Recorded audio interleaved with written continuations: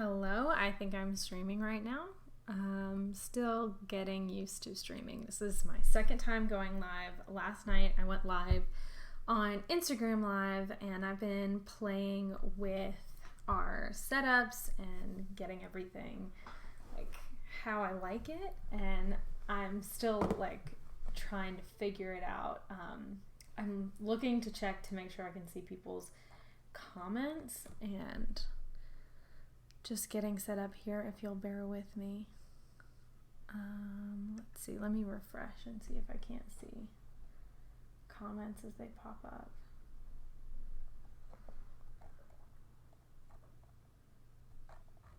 I mean, I also know that it's Monday in the middle of the day at 1 o'clock, so I don't know how many people are on Facebook scrolling.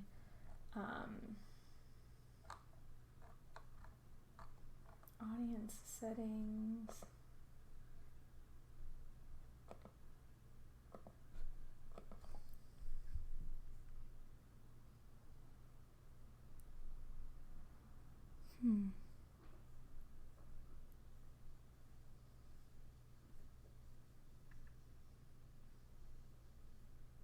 I know this is kind of boring while I get set up.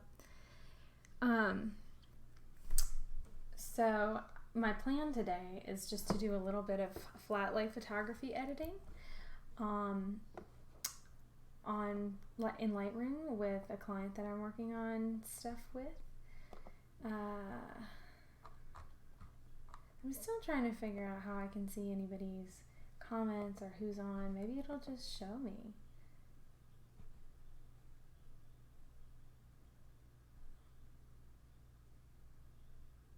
Let's see. I'm gonna have to try here.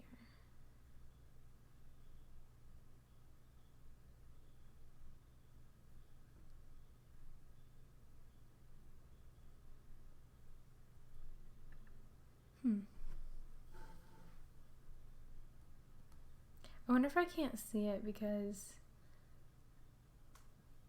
I'm on my own account on Facebook. Let me text Katie Lynn and see if she can see what's going on. She's in her office, the other room. Just ask her if she'll get on Facebook and see.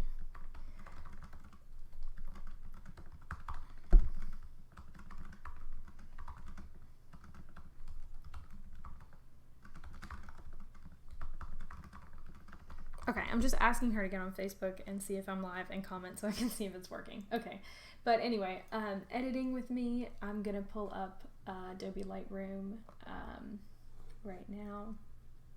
And I guess I'll move this text over here and might as well make it black because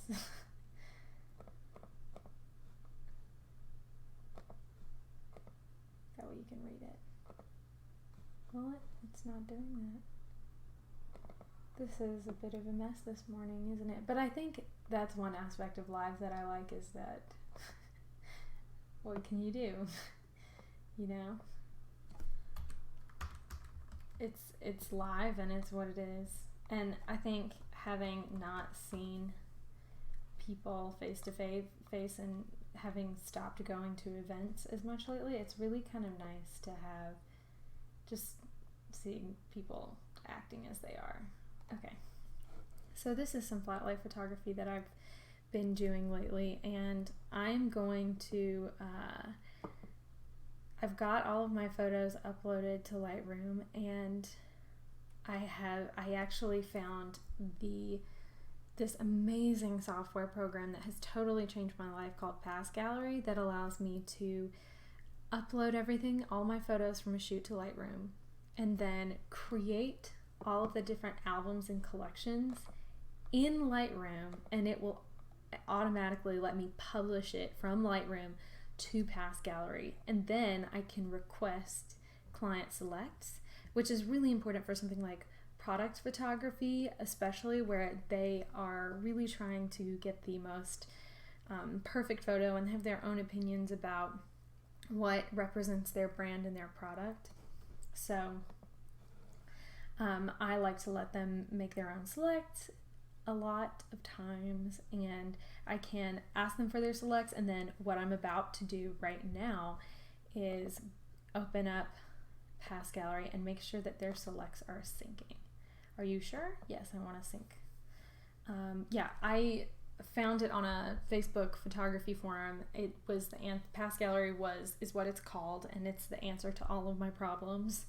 I like it a lot better than, Pixie Set is really great, but it just doesn't have that like functionality of constantly like letting you update things. So I can go over here, and I know that the text is really small, but I have asked them for their selects, and now they're all showing up. And what I like to do is color code all of my client selects as yellow. So I have my yellow key set to 7, so I highlight all of them and then color code them to yellow so I can see.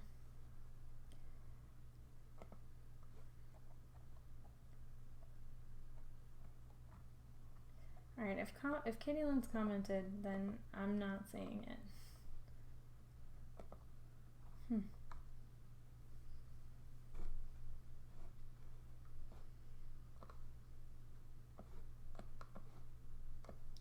Facebook is actually, their setup is friendlier in a lot of ways than me trying to stream on Instagram last night. Because, Instagram isn't set up for you to stream from your desktop, and I was trying to use workarounds to do that. And Facebook wants you to be able to, see what's going on, I think, and use as many features as you can to have an impressive, fun live stream. So this is photo editing with me, but this is also me figuring things out on Facebook Live. And it says that and I can tell that I'm live based on OBS, which is the program I'm using to go live. And it's the program that I'm using to format how all of this looks. You know what, guys? I don't like the color of edit with me, the text over there, so I'm gonna have to change it. Hold on. I'm all over the place today. I'm all over the place in my to-do list and in this streaming live thing. That's just what happens when you own a small business. I just, and not just that, I think there are a lot of people working from home right now who can relate to the fact that sometimes, you plan your day, and without the structure of that we've had before, it just goes off the rails sometimes. And sometimes that's also just completely okay. You end up doing the thing that you needed to do more than you end up, that you actually mentally, emotionally needed to do than the thing that you kind of had on your to-do list. Am I right? Am I wrong? No one's watching. Or if they are, I cannot tell.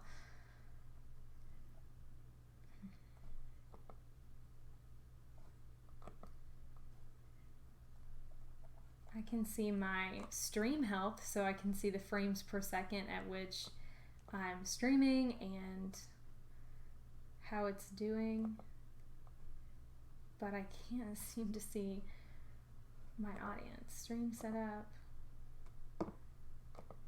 questions, feature link, stream health, graphics, polls.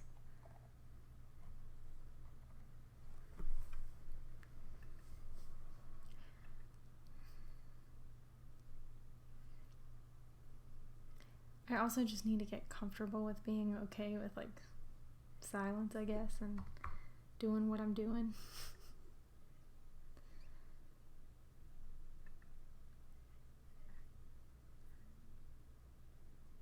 I can't find where I'm going live when I get on Facebook.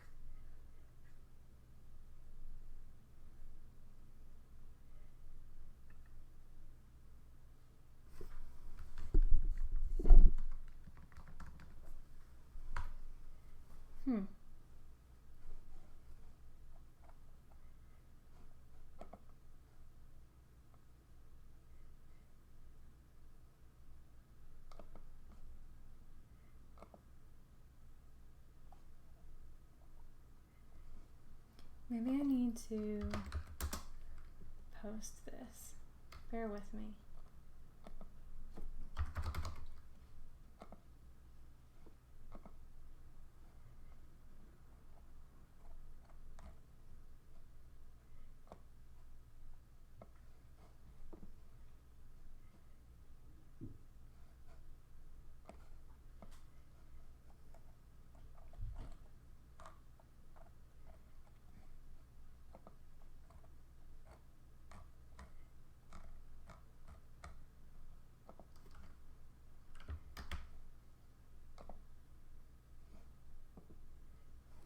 Okay, let's see. We're trying things here.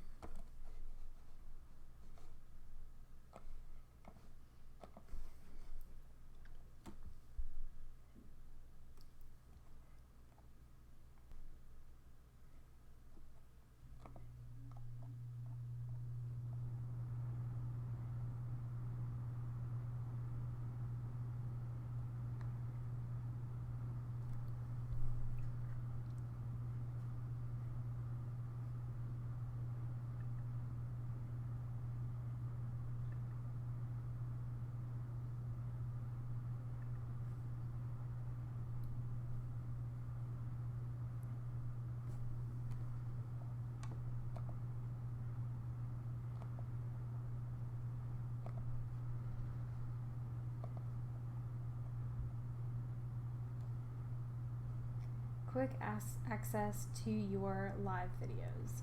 Let viewers know where to find your live videos. Anyone who visits your page will be able to see your live videos in the live tab. Your live tab URL will always stay the same. Where is the live tab though? Okay, I'm going to view my site as a visitor.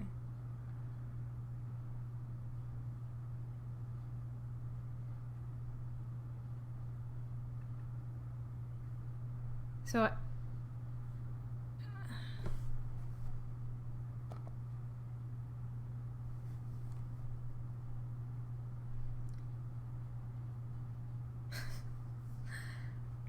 okay. It says I'm live.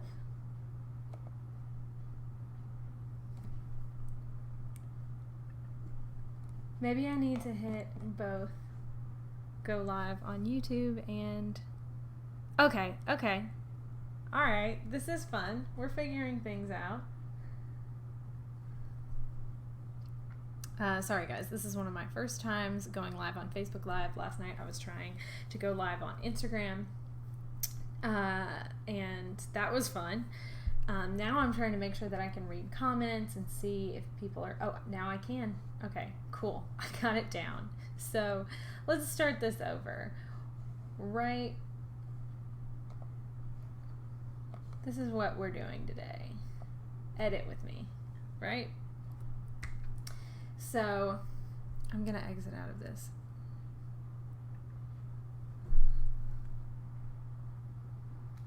Okay.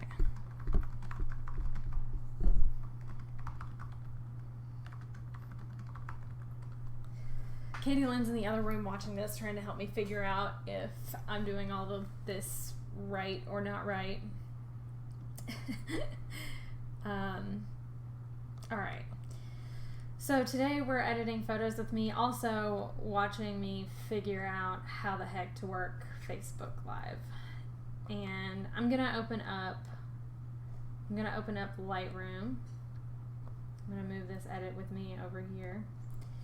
And what I was saying before was that I found Pass Gallery. It's a software program that lets me, like, it connects with Lightroom, and it's like Pixie Set. If you're a photographer or someone who's bought family photos, you've probably maybe heard of Pixie Set. It's a great way that photographers can share their photos presentably in albums and stuff, and it's free and really good software, so I used that for a long time. But what I really wanted was something with a little bit more functionality for my clients. I wanted something that was really user friendly for me. I wanted clients to be able to make selects with the click of a button. Because when I'm doing product photography and flat lay photography and so much photography that's really, really personal to your brand and your tastes, I want my clients to be able to say, I like that one. This is the right one. And I do believe in photographers having, their style and their eye and making selects for clients. I kind of tend to like doing that with portraits, but at the same time, I don't do it with portraits all the time because I want to be sensitive to how people feel about the way that they look, and when it comes to a portrait, that really matters a lot. So yeah, I'm torn on that. What do you think if you're watching in the middle of a Monday on Facebook Live? I don't know if anyone's watching at all, but if you are, what do you think? Should clients be able to make their own selects? Okay, I'm gonna try and add a question in. I think you can do that. You can add a poll. Yeah.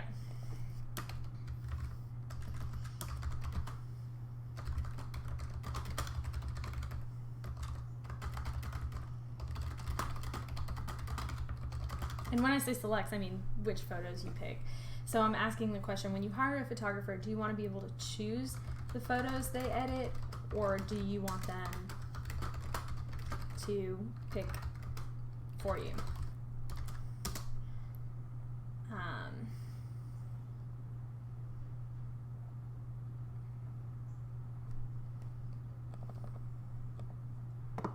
Create polls during your live video.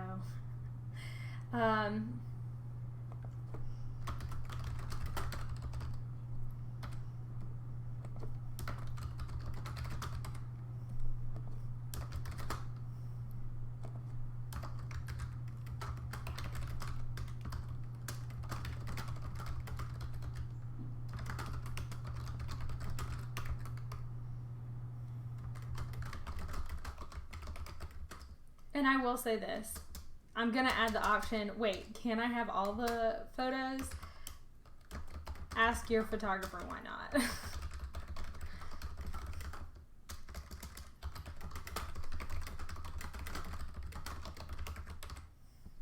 Okay.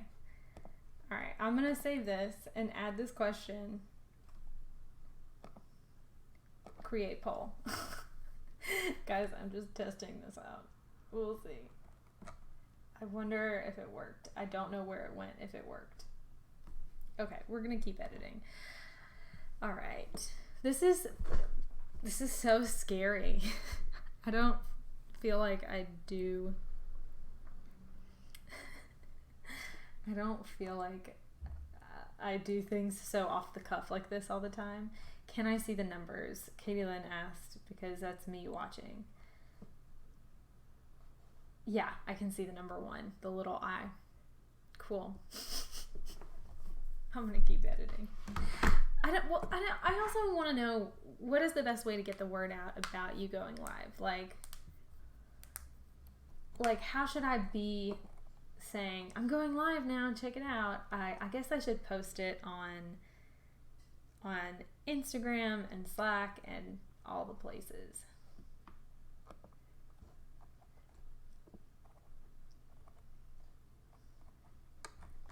I want to go to my page and see if on Facebook and see if I can share it other places. And I think this is a good learning experience. Like before, you do have to test it out to figure out how to work things. And there's no other way to do that than to go live. But also once you have figured it out, being able to plan before your next live. My next live is going to be invaluable. Okay. I can share this maybe.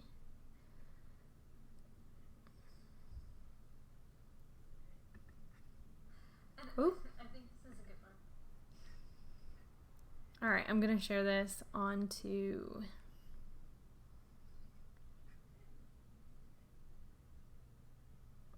my story. I think it did it. We'll see. Okay. I'm going to stop worrying about it. And then I'm going to edit some photos because it's what I've been meaning to do all day. Right? So, yeah. So what I did, and I was talking about Past Gallery and I got off on a tangent. And I like it because it syncs with Lightroom. And my point was, I had the client make selects in Past Gallery. They could look through all the photos. They could click the ones they liked. And then I can just go into Lightroom. I don't have to open up Past Gallery again, and it will sync their select. And that's what I just did. So I can see all the ones that they want me to edit right here. And I highlighted them yellow because that's just my color coding system. And then I go into the Develop tab, and I'm going to start editing the ones they like. So this is my flat lay package, which is really a custom stock photography package for businesses that includes a vertical setup and a flat lay setup. I'll quickly kind of like show you what that looks like, because I think it's important to know what the goals of this project are. I'm going to go to our website, and I'm going to show you our flat lay page that we have right now, so you can kind of get an idea of what this client wanted. So the purpose of flat lay stock photography, and it's not just flat lay, it's yes, top down and room for words photography. I include the ability to have a vertical setup. This is a really good package for people creating content during the pandemic because it's super remote, super safe. You just mail me or drop off your props and products, and we work together to figure out like what you want to capture and the inventory list. And so you drop those off and then leave it to me to take some awesome photos for you. But it's not just that. We do a lot of talking up front to figure out basically how I can make photos that are going to be super flexible for your content and your business.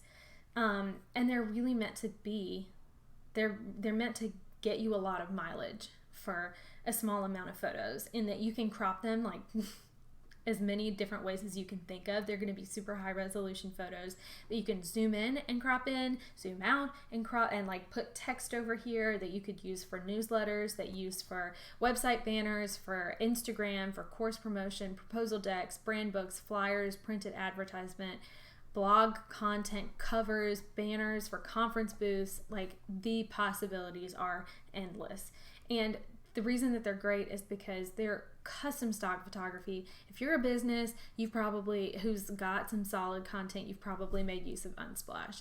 But then you've probably started to notice that you see those photos over again. And they're not really helping you work on your brand recognition. And they're also not making you stand out necessarily with your content. And I think having on-brand photography is honestly a superpower. And especially, I know that small businesses want to have that beautiful content, but sometimes it's not in the budget, and I get that. Everything that you spend money on is something else you don't spend money on. And I think one of the great things about this package is it's meant to take you a long way, and these photos are gonna like be in your back pocket as a tool. I think headshots and portraits are so important, but you have if you do an hour to 2 hours of a portrait session, you're gonna use your 3 favorites, to be quite honest. I'll edit 25 or 30 for you, but let's be real. Unless you're like an influencer using your face all the time, you're gonna use 3 of the shots from that portrait session on your about page, on your Instagram, and you're gonna pick your favorites and use them everywhere. For something like this, every single photo is gonna be hopefully something that you can use and on brand and impressive, and then you can reuse them, because I don't think these are necessarily something that you're gonna get tired of, or you're gonna notice. Like, yes, you only want to use this once in your Instagram grid, but it could also be the cover for your newsletter, or it could be the banner for your page, and that repetition is actually doing brand recognition building for you.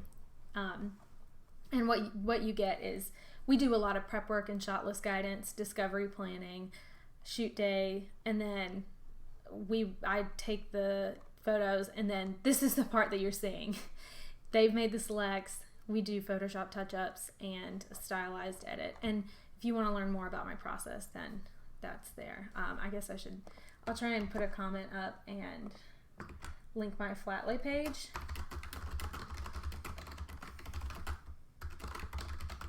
I'm putting that in the comments.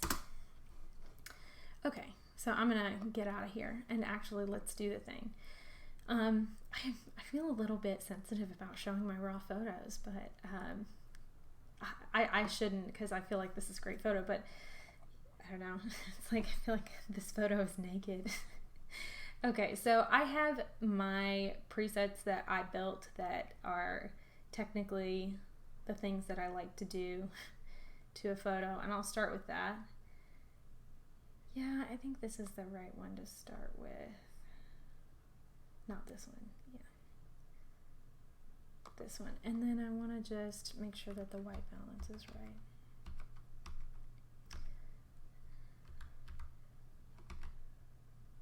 Okay. Alright, we're gonna pull this over here so I can see more of the photo.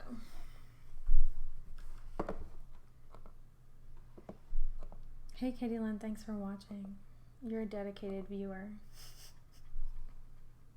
Okay, look, I've already edited one like this, so I'm actually gonna take my edit for this one and hold on. And copy her and adjust. And when you hit copy, you can pick what little aspects, all the different aspects you want to copy and all the ones you don't want to copy. Oh, before I do that, undo. Let me reset this photo and then paste it.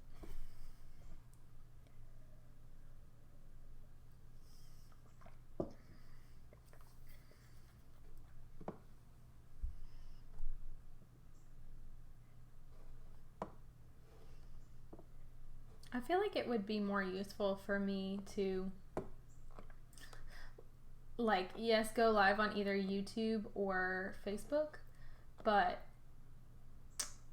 plug it on Instagram, because that's where my people are right now, as of right now. I'm thinking about going live on Twitch. Anybody? Not playing video games, like editing photos. And I know that not many people do that, but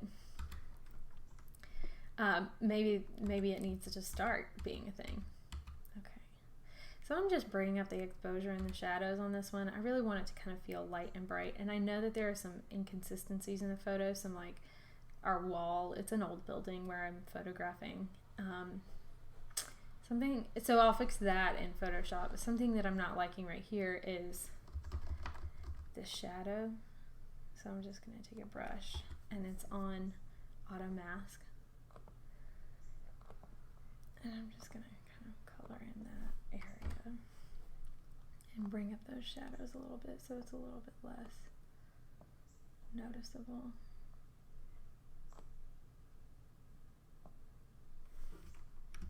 Sometimes I notice when I bring up the shadows or the highlights of something, it will actually change the color temperature.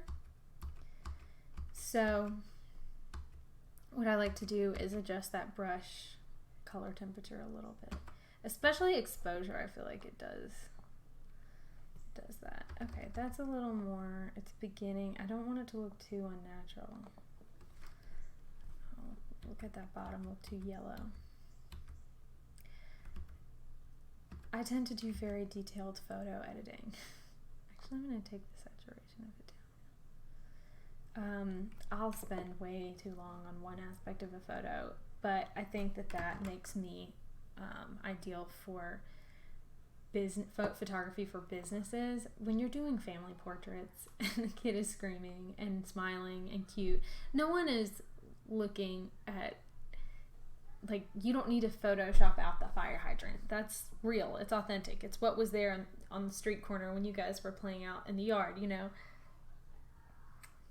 Even if it's like totally the wrong color. But with brand photography, you want to make everything just right.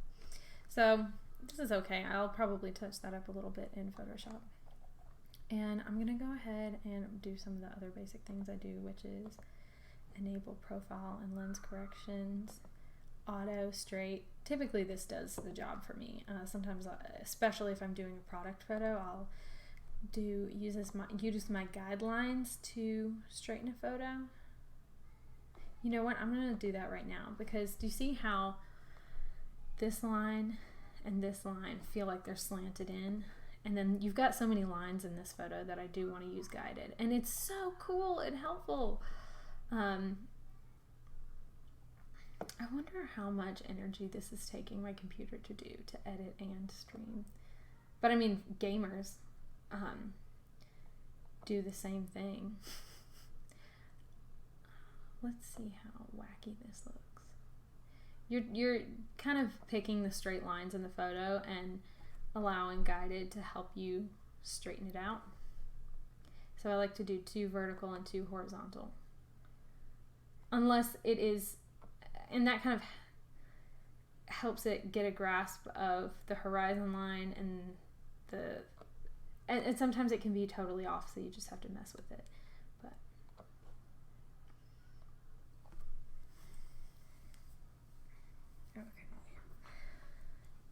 okay.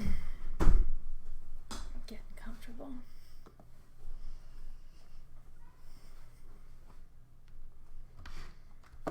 Yeah, that's straighter. Alright, now for our tone curve. I'm wondering if I need to bring my microphone closer. That's going to be annoying.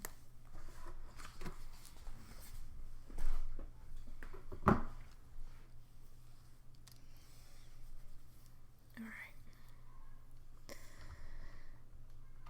Tone curve, tone curve, tone curve. I don't want these to be too contrasty. I want them to be more bright and airy. I want to bring up the highlights maybe a little bit. And did you see how it's kind of orange over this direction? You know what I did? I did a photographer no. I think I had a little lamp on that side of the room, and I should have turned it off. But that's okay. I can color tint correct that. And usually, I don't notice that. That's so funny. Like, I mean, I do notice things, but in post, I've had that lamp on before and it hasn't caused any problems. And that's a rule. It's a no-no. Like, you don't do that, but you don't leave tungsten lamps on anywhere near your scene. But it's been fine in the past. And I think it's just kind of funny that happened here. Okay, I think I'll do a couple, edit a couple, and then I'll edit a couple in Photoshop. Yeah, let's just keep going. I'm gonna sync these because they're very similar. Similar setup, similar lighting. So I'm gonna highlight the one that I want to use the settings for, and then also select the other one, and then hit the sync button. Yeah, I don't want it to highlight any of the local adjustments, so I leave that unchecked. I must have turned up the lighting. I wonder if it copied the guided. Yeah, it did. Undo. Leave that on auto because this photo was already pretty straight.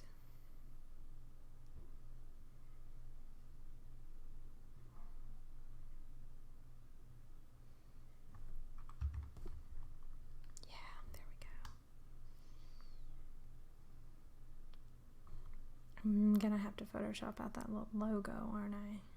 Yeah.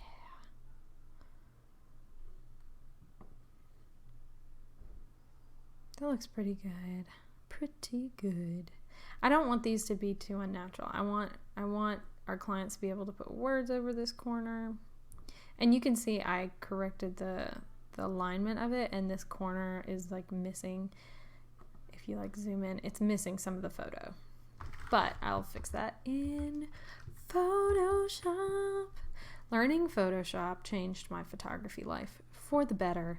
It's sometimes troublesome and a lot of work, but being able to fix the tiniest of details is so important. I'm going to brighten up the shadows on this one. This corner is looking a little dark.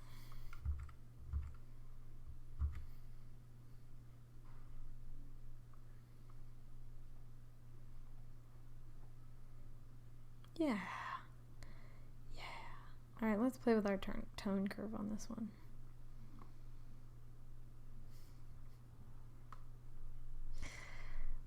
Apparently, going live is just an excuse to talk to yourself while you work.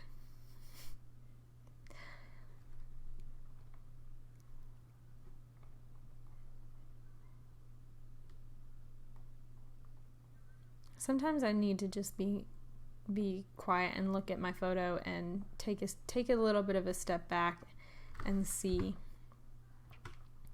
how it makes me feel. See how you're rolling to your back and you look and you say, is this doing what I want it to do? Yeah, it is.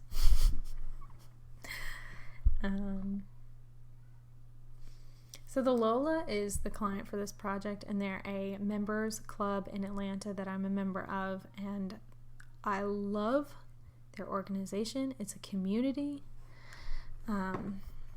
It's a very welcoming of all kinds of women with an X. And they have a lot of really interesting programming for whether you're working in corporate or you're a business owner like me, and right now you can't go to the workspace. You can go to the workspace, but they have limited numbers that they're letting in using the co-working space. Their COVID guidelines are really, really good and strict. But all of you can't go to the space for their programming. They're doing all of their programming digitally. All of their classes and stuff have gone online, and I do think that they're working on bigger digital content for all of us people of the lady variety. But they have a lot of content that they're putting out, and they wanted some photos that they could use in their content on a regular basis. Think newsletters, blog posts, headers, and something that these are their colors. I made them custom backdrops. This pink is literally from a paint can that is their brand color on their walls. Like, it's the colors they used in their space. So I think that's pretty cool, that we can be that consistent. Sometimes it's just let's find something that looks somewhat consistent, and we can match it in editing a little bit. But this time we got to be really on brand, and I love that. Okay, this right side over here is getting a little bright. Can you hear the kids screaming outside? Not in a bad way. I think they're playing in the backyard at the house next to my apartment.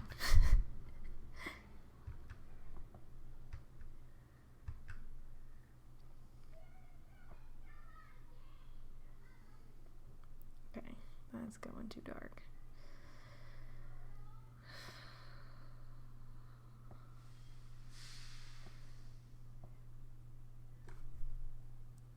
A little better, but I need to erase some of this at the top. There we go. Ooh. Too much.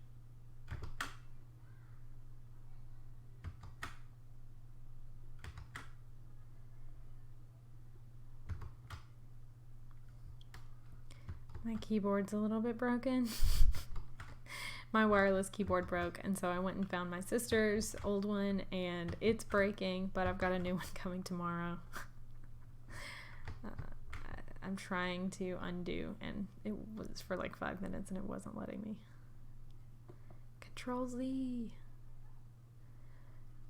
Let's turn down the flow of this brush a little bit. Some back in. Okay, so if you hit the key O, if you've got any kind of mask highlighted and you hit the key O, then it will show you highlighted where this mask is affecting. Oh my God. I think my computer is like, no, don't make me do Lightroom and stream at the same time. Alright, so don't want any of that going over this direction.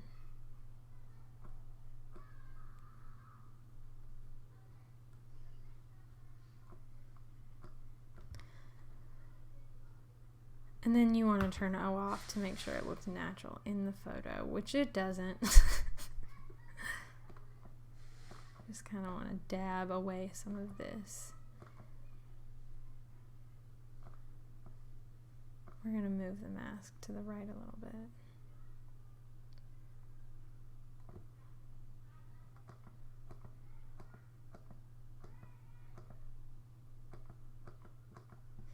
Alright, I spent way too much time on that mask.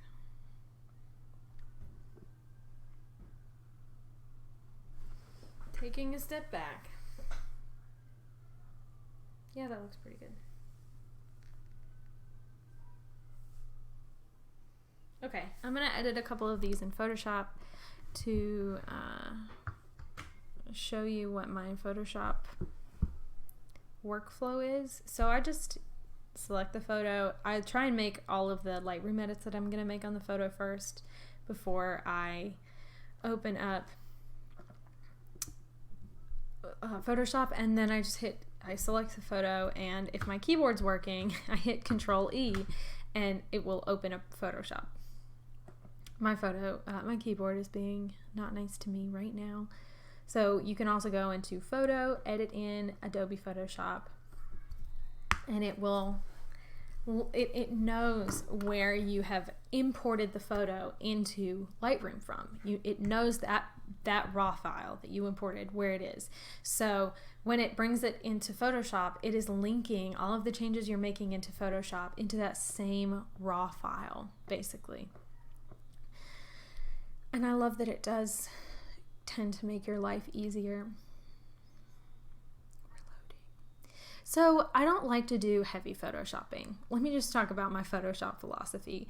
On portraits specifically, I do not like to do heavy photoshopping. I do light skin retouching, and I will edit colors, like stylistically. I will make changes to make something look cool and on brand, but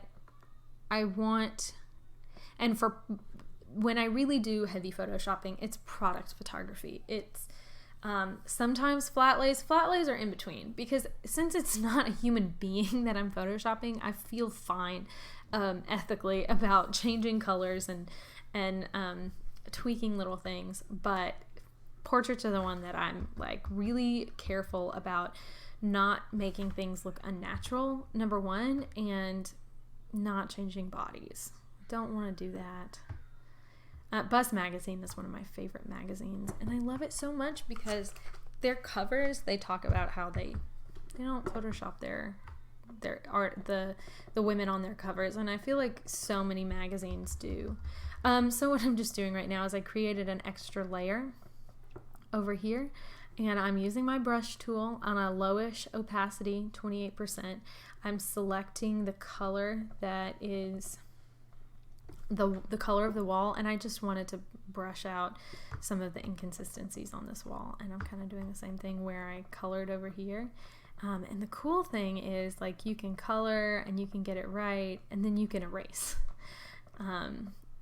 So you have to be on a new layer, a separate layer to do it, to erase. I don't want to erase the background, I don't want to erase the photo, but since I created that second layer, I can go and I can erase this. And since this is helpful because it's a straight line, so if you are, and I really like to do a lot of zoom in close-up work in Photoshop, so if you are trying to erase something and it's a straight line, it's a little bit easier than something else, because you can just click in a spot, hit shift, and then find another spot along a straight line and click, and it's gonna let you basically go in a straight line. I don't really need to do that much. I just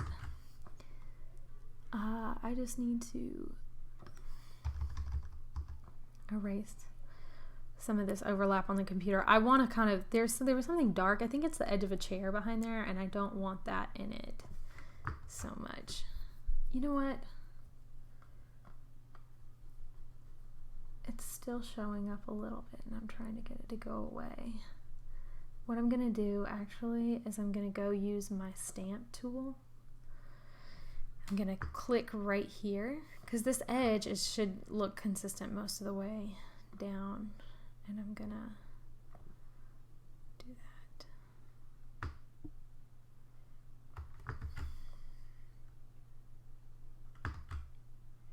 Okay.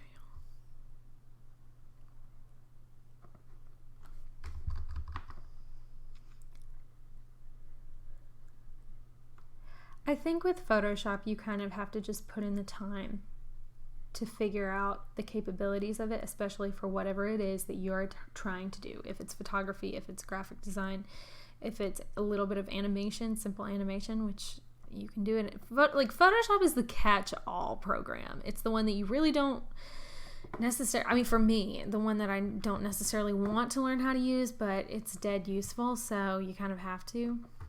So I'm going to use, again, my stamp tool, because do you see that there's like a little bit of a wrinkle? I found this cool tissue paper that was super on brand, but I could not get it to lay flat. I ironed it, guys, and like if you do product photography, there are some things you just have to have. Like you have to have an iron. There's no getting around it. I also got a little bit of that brush on this tissue paper, so I'm going to erase that and make sure the books have nothing on them. And then I'm going to go back to my stamp tool and keep trying to fix this area. I want to make sure that it's kind of a lowish opacity. I had it on 100, which looks okay right now, but yeah, that should be good.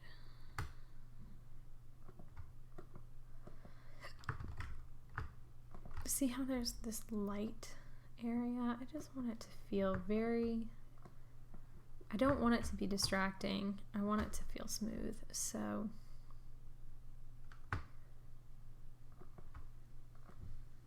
take this wrinkle out a little bit.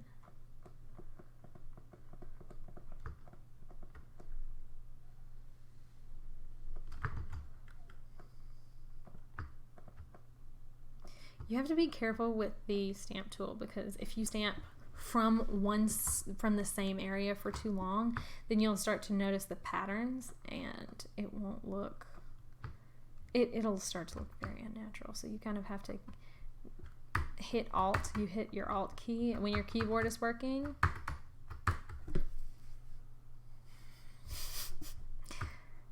You hit your Alt key, come on, and then it'll make your little picker show up. This is what I'm looking for. If you hit your Alt key, that thing will show up. And that's how you know you can click on a new area and make a new selection.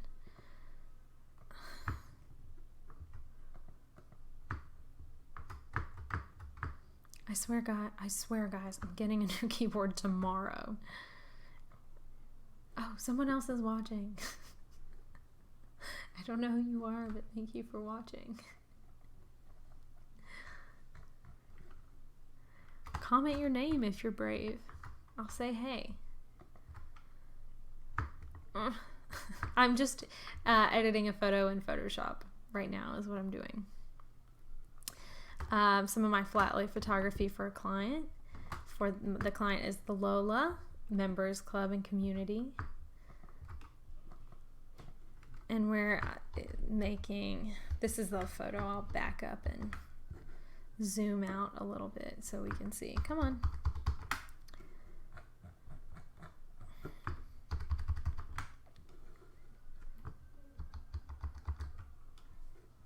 My keyboard's not working. Oh, they went away. I scared whoever it was that was watching away, I guess. Or maybe it's me watching on the other computer. They just left. We scared them. Come on, keyboard not working.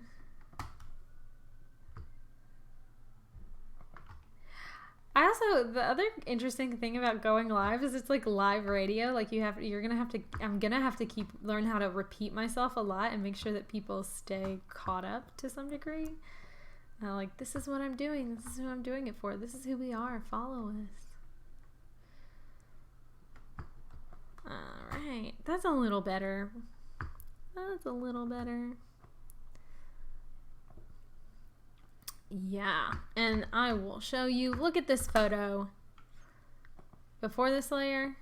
After this layer. Cleaner. Fresher. Before this layer. After this layer. Yeah. Touch-ups are king. Oh, I need to take out the Bigelow brand label. You don't want other people's logos in your photography, especially when it's trying to be like generic. Don't notice too much photography. Okay, well, sometimes you can just use the blemish tool. Is that what it's called? Spot healing brush to take out logo pieces, and that's kind of what I'm just doing. And sometimes it won't get it the first time, and you just need to make your brush smaller and pick a small focused area to kind of like keep making it disappear. And then if that doesn't work, you can use your paintbrush. You can use your clone stamp tool. You can use content aware fill. These are all really useful tools. Okay, I don't want to get rid of the thread because I don't want it to just be floating. Yeah, this is how much work goes into one great photo. I love it. I do.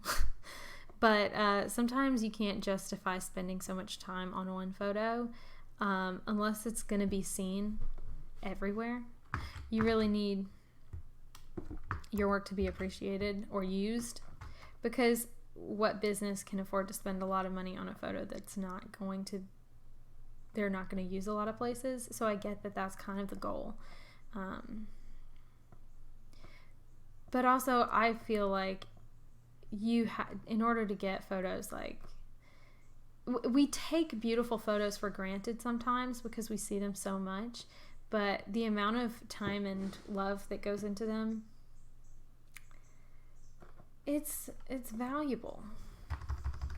All right, I'm gonna grab my clone stamp tool because this is just failing me around this string. Oh, and a really helpful Photoshop keyboard shortcut is hitting the space bar. Gives you this little hand and you can drag where you need to be, and I learned that way too late. That was something that I wish I'd known for a long time. Alright.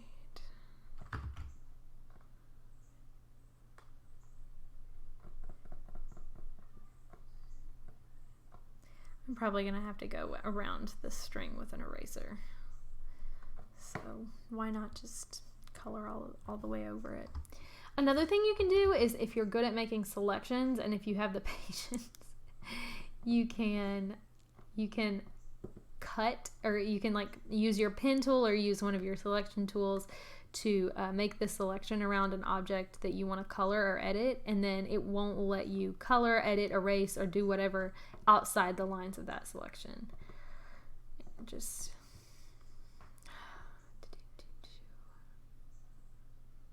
let's back out. I'm like really close in. How is she? You can still see some of that lettering, and I don't want to be able to. I'm gonna make my brush really, really small.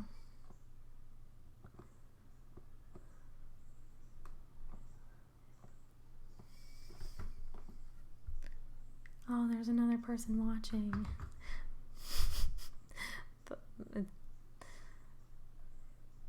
I'm just editing flat life photography for a client today. Just doing some peaceful edits. I'll back up and show the photo I'm working on. I had to take a label off of a tea this tea bag because you don't want logos in your product photography. Okay, they left. I keep scaring people away.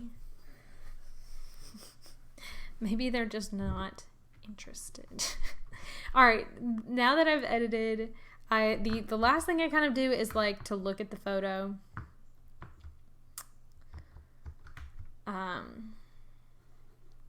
Up close and personal. Give it a little bit of a scan for any like pieces of dust. And then I just hit Command Save, and she saves right to Lightroom. Guys, watch this. She's going to pop up like right here. Guys, being Katie Lynn. All right, there she blows. She's right there. And I need to make sure that I distinguish her as I finished edit. So I'm going to color her blue. Put a 5-star on it. And then move on. Oh, now that I come back here, I'm like, ooh, she's bright. Let's go to develop. Let's go here. Yeah.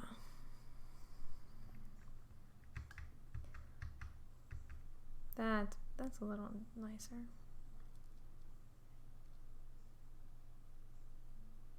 Yeah, I have to take her into Photoshop. This one is almost good. I could crop in that corner and fix it, or I could just do it in Photoshop. And we're going to do that in Photoshop, but we also have to fix the T label.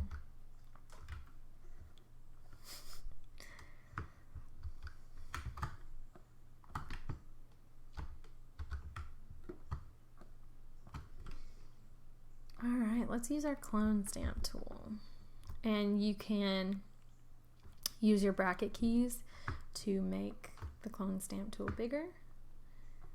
And I'm going to make it pretty small, and I'm going to click an area below, drag up a little bit. Oh, she needs to be on a higher opacity. A higher opacity. Which one means, I always get them confused. If it's really opaque, then I think that means that you can't see through it. Caitlin's in her room like, she knows the answer, and she knows I always get those two things mixed up. All right, there we go. Now let's do the T label.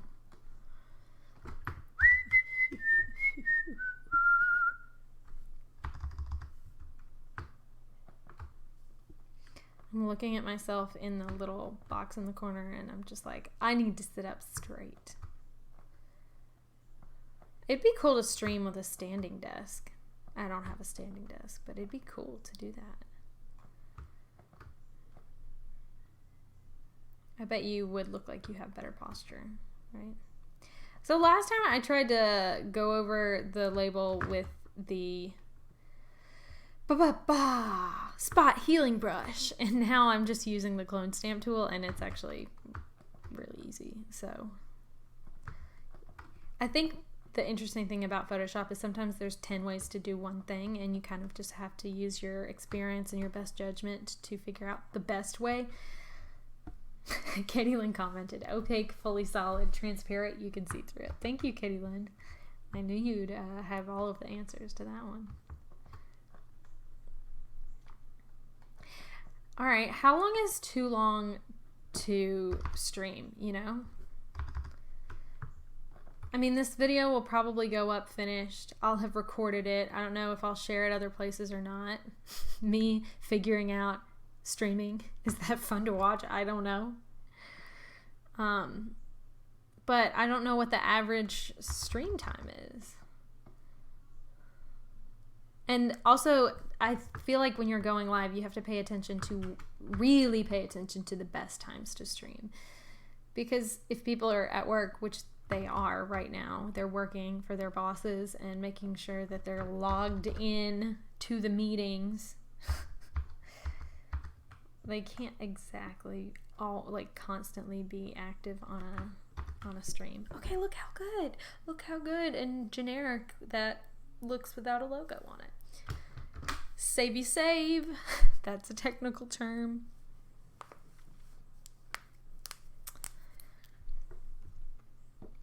She's saving. Going back to Lightroom. The corner's fixed. The label's fixed.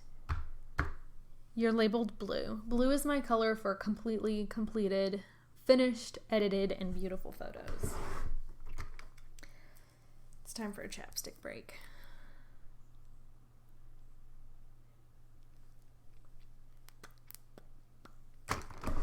All right.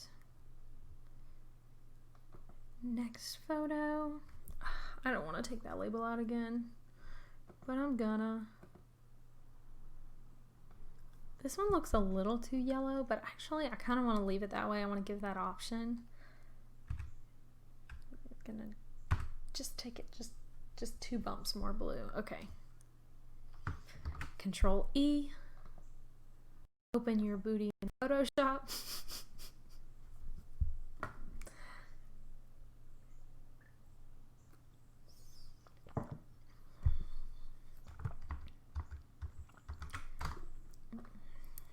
And I guess I should do less boring things than fixing labels, but this is what I really have to do for the client. So you're going to get to watch me do that again and then fix the tissue paper and then go find the next photo. I need a tea bag that I can use for, I need props that don't have logos on them.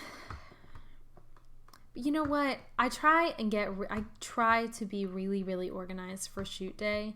All my props, I have an intensive planning process, and you can never plan everything. You can never, like, I grabbed this tea bag at the last minute because we needed one, like, you just needed one more touch, and you can't plan that. You have to eyeball those kind of things on shoot day. And then, you know, your studio, midway through the day, your studio is a mess. You're trying to get through the shot list, and just got to take a deep breath and let it go how it goes. Because if you it's a detail-oriented process. It's already kind of encouraging of OCD too much. So there are some things that you just have to let go on product shoot days and say we're gonna edit this out later for your own sanity.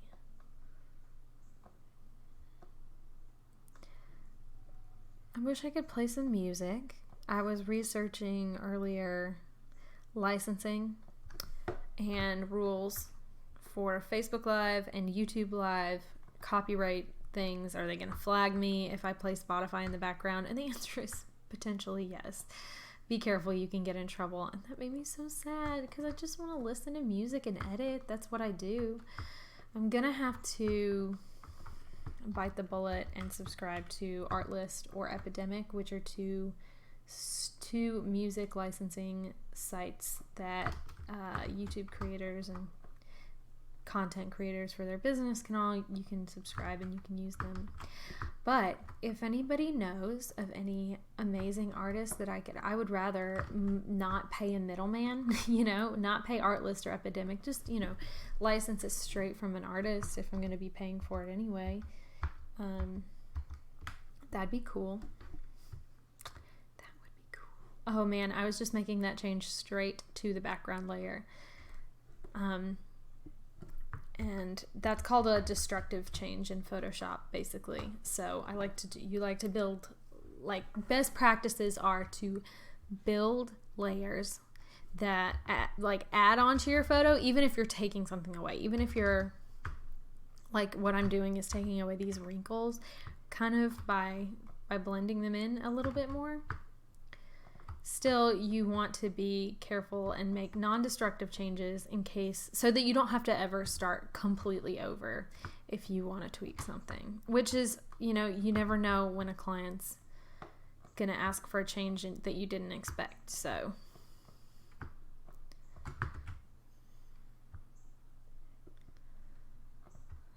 the opacity on this is a little high, but it was looking fine. So bring it to 28 and let's kind of blend this a little better. That's better. All right. Looking good.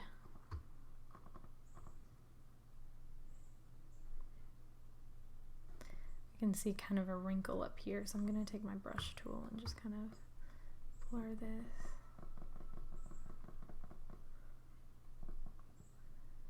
Okay. Savey save.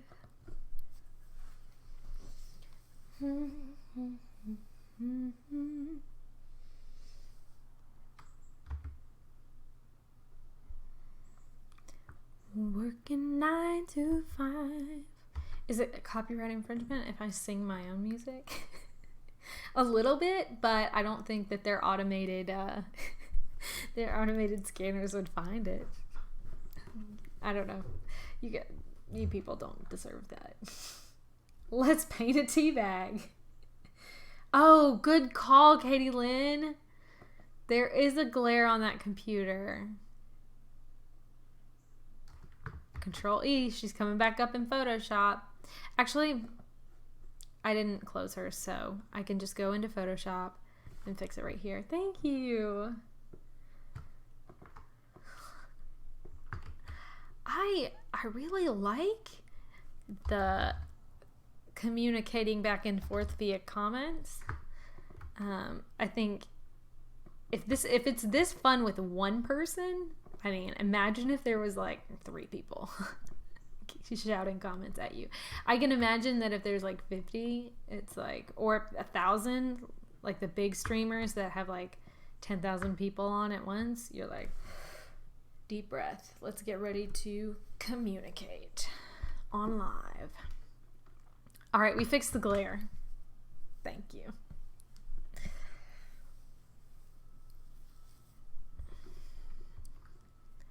Let's paint a tea bag. We did. All right, cool. Now we're on to the pink background photo. Do you have things that need photoshopping? You have a tea bag in there, don't you? Don't you? I picked the one. I started in the middle of photos that are gonna they're just gonna be boring to edit. A little bit boring.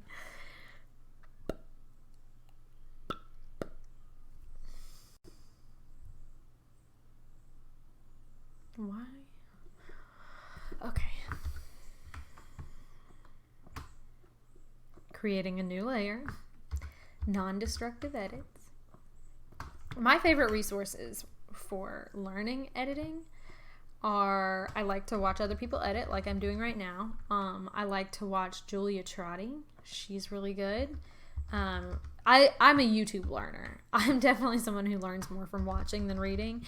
And I like to tell people that I studied media in school. I studied like film and editing and things like that. But I learned more from YouTube than I did from my classes. There were like 1 or 2 class exceptions that were incredibly useful. But for the most part, when I needed to learn how to do something, I just got on YouTube. And so for photo editing and photography, some of my favorite channels are Mango Street. They're a husband and wife duo who do film and photography. They have kind of a moody hipster vibe going on, and they really like stand by that style. I like no, Katie Lynn, your comments are not super delayed. I'm just sometimes I'm editing and then I'm not looking to the left to see them. She texted me because I wasn't paying her enough attention. She said, should I go live too so we can just watch each other work all day? Yeah, let's do it. I mean, I'd have to it'd be weird because if I want to listen to you,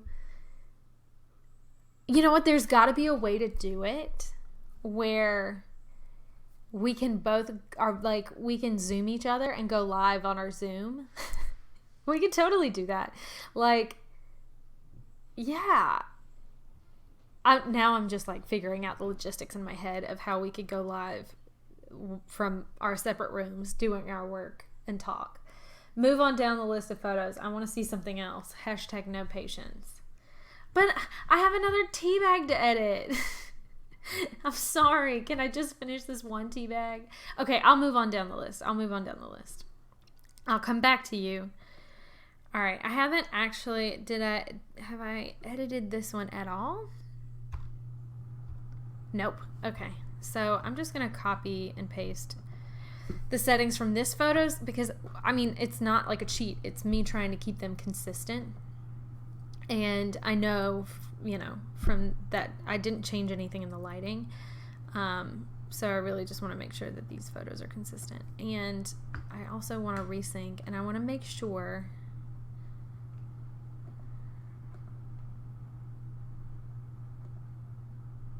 I think undo.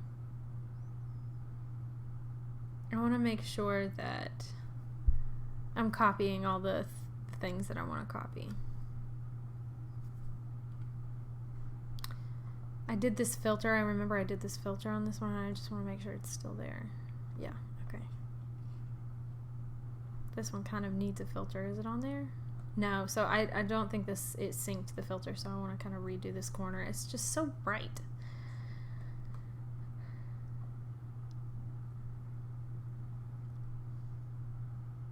Move on down the list of photos. I promise I'll do better at reading your comments, Katie Lynn, since you are my only fan.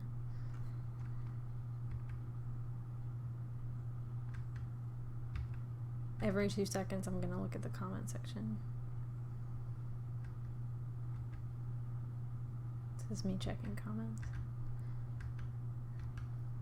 Okay, that's better. I mean, it's got to be boring just watching me. I know I need to fix this tissue paper right here. Maybe I can fix it. So sometimes, if I can avoid taking a photo into Photoshop, if there is something that I can do, I will avoid it. I'll avoid it. And what I just did helped. So I just created a brush layer and brushed some extra low clarity on this part of the photo. And it kind of helped. I don't think I can live with that. I can't. It doesn't look like I want it to. All right, we'll take her into Photoshop. I mean, I want to live stream, and I want to live stream things that are interesting, but I still also need to get the work done, and I want you to see a realistic version of what it is to edit photos. So I am going to fix tissue paper and the boring things, but hopefully while I'm doing that, I can talk about like my favorite photo editing resources, which I want to talk more about because there's some really good ones out there, and kind of help bridge that gap. And also, if more people are watching, then I can have a conversation with them about how you do things and read their comments. But my favorite photo resources are, I like to watch Julia Trotty live edit, or she doesn't do a lot of live, but edit her photos. I like to watch Mango Street. Sometimes their whole thing is they're like really fast. They're not trying to waste your time in their videos, and sometimes you do have to like slow down their videos, but they're good. Flern is my favorite. It's sometimes I have to talk myself into clicking play on it because it is like a classroom. You do a lot of work and you learn a lot. But I also like how funny the guy is on Flern. Okay, moving on to the next photo. Aren't you excited? There's another tea bag.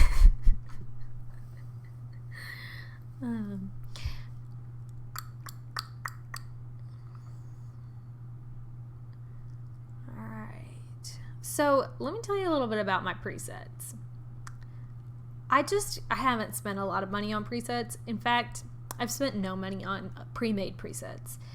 I would rather learn how to watch my own so that I'm not like following anyone else's style. So I tend to make my own, but I also like really customized photo editing to fit the brand and the client. So just yes, it saves you time, and I need to make more for myself, but at the same time, I want to put that individual touch on almost every photo.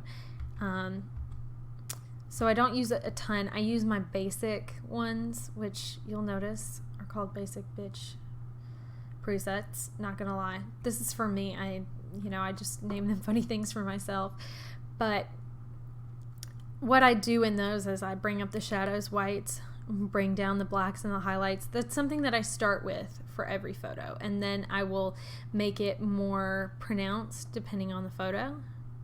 I'll leave the exposure, but I brought up the exposure of this photo because it needed it.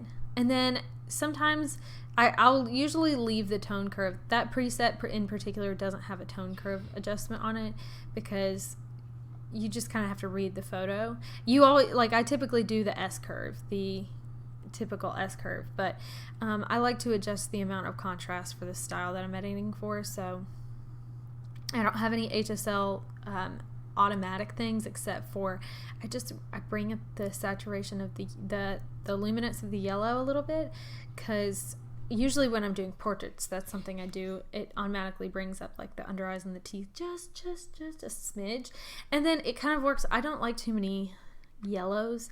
I like them to pop a smidge. I just leave it on there. I also have my amount radius detail masking on there. You can almost not tell. It's something that is a nitpicky photographer thing about sharpening, but I use that.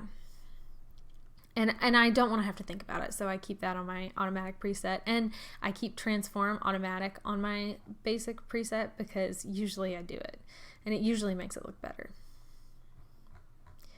Okay, I want to make sure that the pinks are looking really different, but I think that that's okay. I think that it gives them some variety. This one's looking like really golden and yellowy, and just as far as the pink is concerned compared to the other one, it's got a peach-like aspect to it.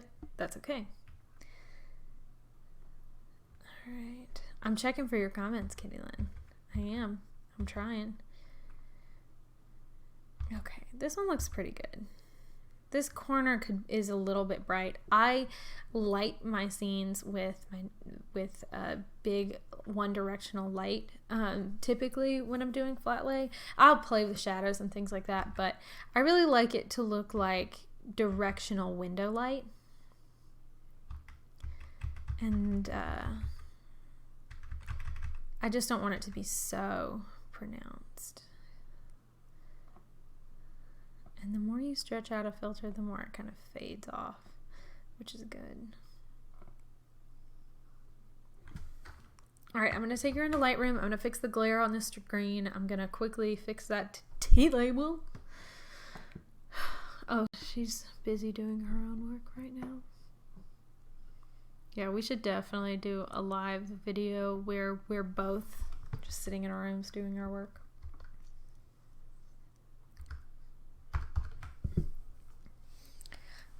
Keyboard's broken, do the keyboard broken dance. I feel like I just have to wait on it for a second, and then it's like, okay, I'll work again. I'm already on the clone stamp tool, so I guess I'll do the label first.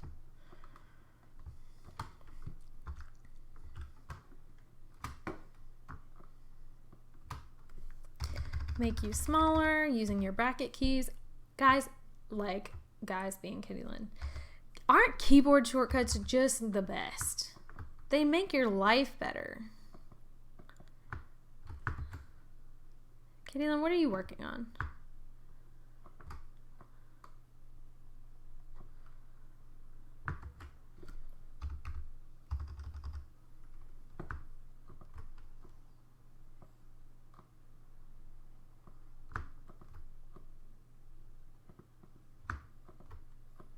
Oh, great.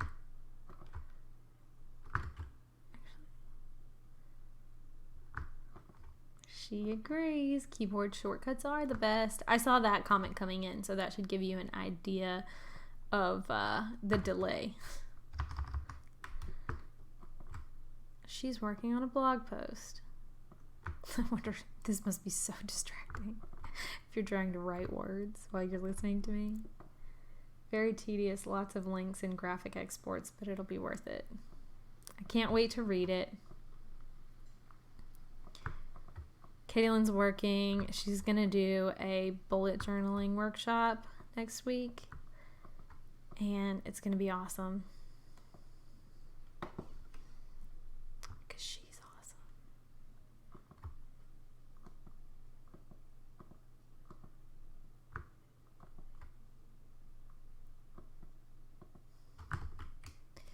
I'm glad I'm doing this. I'm kind of glad I'm doing this and no one's watching, so that I can kind of like get a feel for it, get comfortable doing it.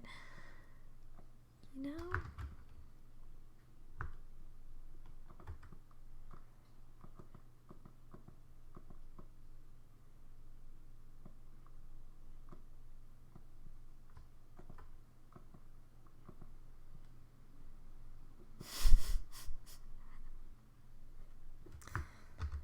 Katie Lynn says, yep, yes, I'm awesome.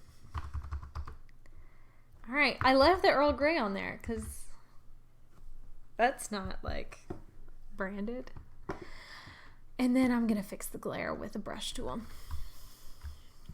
My other go-to tools, and I'm about to show you one of my favorite tools and things that I use like all the time in Photoshop. So you're seeing the things I use like 99% of the time. Ooh, I might delete this MacBook logo. People have gotten so used to seeing the Apple in things that, you know, it's not really a big deal, but I'm going to get rid of it.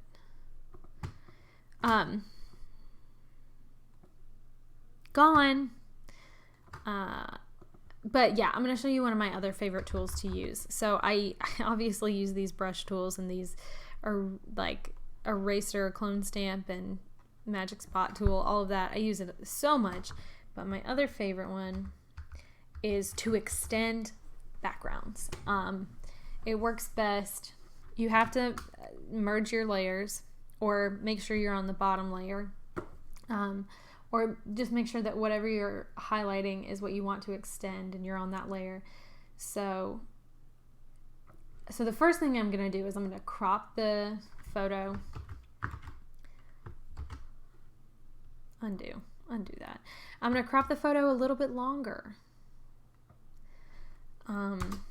Because I want to give them, and actually I'm going to crop it a little higher too. This is the kind of thing where I'm just really trying to give the client like ultimate flexibility with their flat lay shots.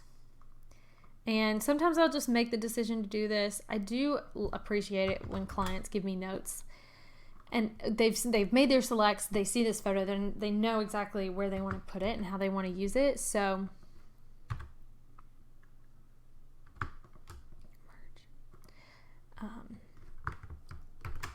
I do like it when they give me a note on exactly how they want to use it. Okay, so what I've done is I've cropped the photo so I have more space to work within.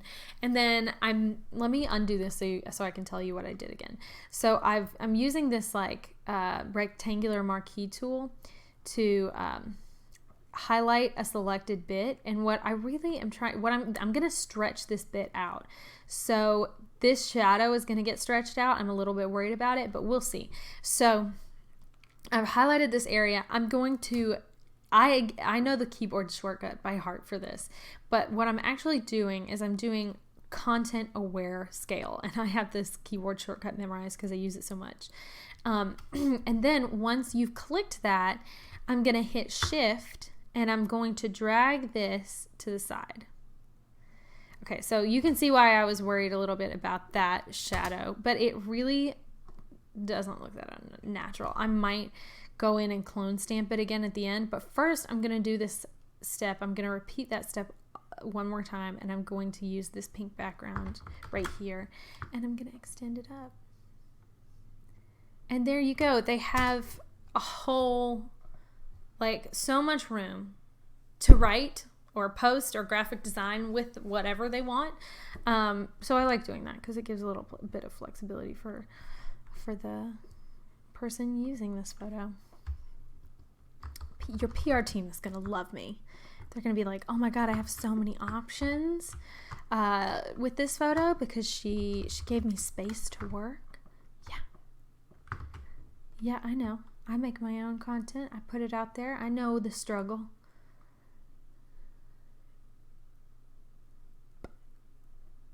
I need to lower the opacity of my clone stamp tool because I'm trying to get the shadow to be a little bit more natural. Yeah, that's better. I don't want it to stretch so far.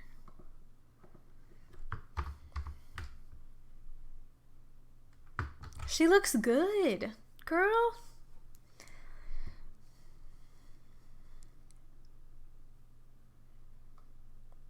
And we go back into Lightroom and we get to watch it pop up. It's creating another copy. So this other copy that it's creating in Lightroom, you can't see any of the edits. They're baked in basically. But so you can't go back and tweak any, which is why I like to try and make as many of the Lightroom adjustments as I can before I take it into Photoshop. Just a good practice. Look how different these photos look. This is the one without the photoshopping. And just for fun, this is pre-edit. Oh my god, I didn't realize I took that photo that dark. This is after the edit.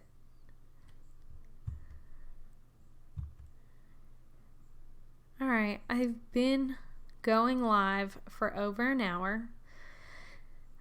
I think I'll do one more photo, and then I think I'll tell you guys I love you and goodbye. You guys being Katie Lynn. Let's do one that's not pink, right? Let's do something that is a literal flat lay. Okay, so the Lola wanted a handful of photos that felt like they could be used for personal finance.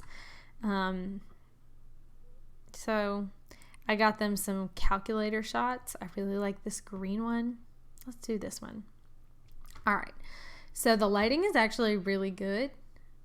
Oh, I already edited this just a smidge, didn't I? I straightened it. I didn't think I fixed it and exported it because you can tell I didn't take it into Photoshop. If I already edited this, I need to go find it. I edited a couple of different versions because I was putting together some stuff for Mushroom Studio. And look at here. Here is the edited version of that photo. And I'm going to go ahead and put it in Lola Selects because I want to make sure it gets to them. Alright, so let's pick a different photo to edit. Clearly, I already chose to edit that one. Let's do this one. Look at her. This one is like bright and happy and green and make money and finance and drink coffee and do good things. Look at this little thing that I left in the corner. Okay, so if you don't have a ton of like dust or something, if you don't have a bunch of inconsistencies, I mean, this photo looks so good just right out of the camera. The lighting is working for me, so it really is not gonna, those are my favorite when I can get it right out of the camera. So I'm gonna throw on my basic preset. It was looking a smidge green, so I'm just gonna take this up to, 13. And then I'm gonna play with my tone curve just a little bit, but this is looking really polished. Lighting is everything. Lighting can really polish your photos before you even do anything. Like what you're doing a lot in Lightroom is messing with the contrasts and the textures that have to do with the subject of lighting. And so since I don't have a lot of like things that I'm going to need to Photoshop in this one, I'm going to try and stay out of Photoshop. So there is a blemish spot removal tool in Lightroom. It's a little bit clunky and it takes a second. There's a delay. But I'm going to try and use it. Yeah, no, she's going to have to go. So sometimes it'll work. Like for like a little piece of dust, it's definitely going to work. Okay, we're going to go into Photoshop with her. But yeah, this looks like what you'd find on Unsplash, except you're never gonna see this photo anywhere else. And you know, I made it just for them, and it fits their style 100% more than anybody else. So we're gonna use our little spot remover tool and do this. And I think we'll extend the background of this one for them too. Just upwards. I'm not going to stretch out the sides of this one. That doesn't make any sense to do that.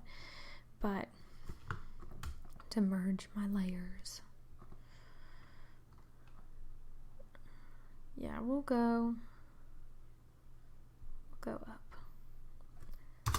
It's really not hard to extend white solid backgrounds, and it can really help you when you're designing, give you the flexibility that you need, because maybe you want to do some kind of creative mask on your photos. Maybe you want an arch, maybe you want a star. With more space you can fill up a shape. Hit save.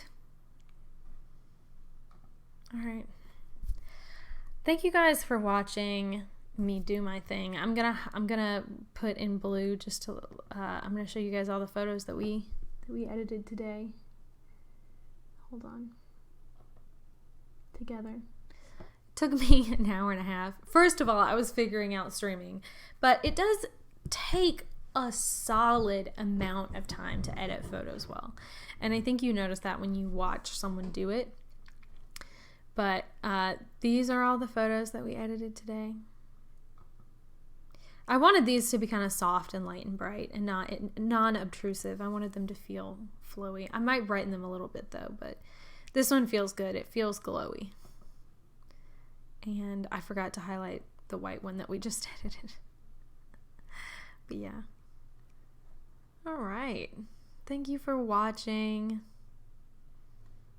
LG is about to stop streaming. End.